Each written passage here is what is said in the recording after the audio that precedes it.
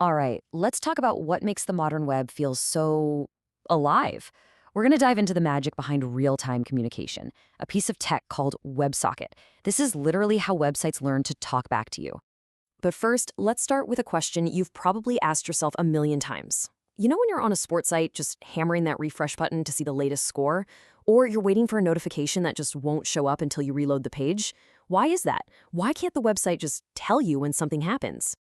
Well, to really get why the solution is so cool, we first have to understand the problem. And that means we need to take a quick look back at how the web has traditionally worked and what I like to call its waiting game. So the old web has one simple, unbreakable rule. Your browser, the client, always has to start the conversation. A server can't just send you information out of the blue. Nope. It has to sit there and wait patiently until your browser asks for something.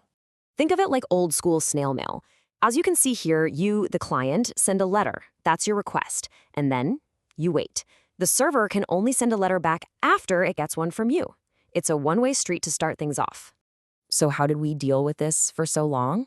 Well, developers came up with some pretty clunky workarounds. The most common one is called polling. And honestly, it's the technical equivalent of a kid in the back of a car on a road trip, just constantly asking, anything new yet, anything new yet, anything new yet? It works, kinda, but man, is it inefficient. But what if we could just change the rules entirely? What if we could open up a direct line, a real conversation? Well, that's exactly what WebSocket was invented for. It's just a whole new way to talk on the web. So what is WebSocket? In a nutshell, it's a protocol that rips up the old rulebook. It creates a single, long-lasting connection between you and the server. And once that connection is open, information can flow freely in both directions at any time. No more asking permission for every little thing. And this right here illustrates the difference perfectly. If the old way, HTTP, was like sending letters back and forth, WebSocket is like picking up the phone. Once that call is connected, it's a real conversation. The server can just tell you, hey, the score just updated, the second it happens. No more waiting by the mailbox. Okay, this all sounds pretty magical, but how does it actually work? How do you go from sending letters to having an open phone line? It all starts with a very clever trick called the WebSocket handshake. It's really just a simple three-step dance. First, your browser sends a normal HTTP request, but it includes a special little note that says, hey, can we upgrade this conversation to a WebSocket? Second, if the server's cool with it, it agrees. And third, that very same connection magically transforms from a one-way street into a two-way super highway. And the secret password for this whole operation? It's the HTTP status code 101. You know how 200 means okay? Well, a 101 response from the server means switching protocols. It's the server saying, you got it, let's talk for real. Here you can see the whole shebang in action. The client sends that initial request asking to upgrade, the server sends back that special 101 response, and then, bam, the connection is live. Messages can now just fly back and forth until one of them decides to hang up. Okay, that's enough theory. Let's see what this actually looks like in a real-world application. We're going to check out a system that's designed to push out live weather alerts. So here's the blueprint. On one side, you have something that sends out an alert. It publishes this alert to a messaging system. And on the other side, our WebSocket server is just sitting there, listening, subscribed to that system, ready to blast out that alert to every browser that's connected to it. And here it is, the magic moment.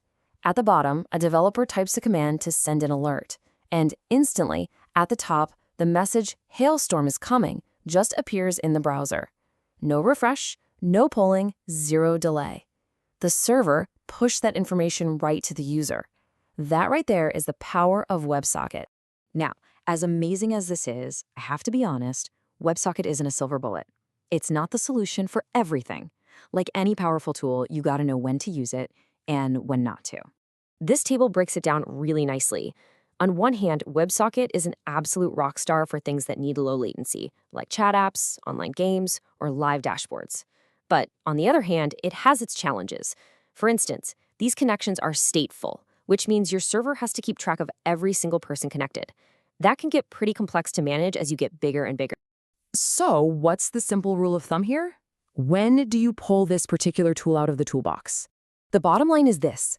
You choose WebSocket when your application is all about a long-running, fast, two-way conversation.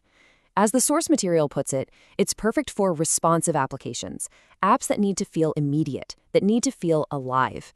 If speed and constant interaction are what you care about most, WebSocket is your best friend.